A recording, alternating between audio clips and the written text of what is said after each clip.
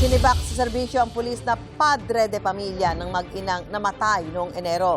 Ayon sa National Police Commission o NAPOLCOM, tinanggal si Police Senior Master Sergeant John Mollenido dahil sa grave misconduct, neglect of duty at conduct unbecoming of a police officer. Kasunod ito ng pagpayag ni Mollenido na ipakremate ang asawang si Police Senior Master Sergeant Diane Marie Mollenido at 8 taong gulang nilang anak na si John Ismael kahit iniimbestigahan pa ang kanilang pagkamatay. May tuturing daw itong pagsira sa ebidensya o obstruction of justice. Enero nang matagpuan sa Pulilan, Bulacan ang katawan ng misis ni Mollenido. Sa Victoria, Tarlac naman nakita ang katawan ng kanilang anak. Ayon sa kampo ni Mollenido, hindi niya intensyon na sumira ng ebidensya sa pagpayag na i-cremate ang kanyang mag-ina.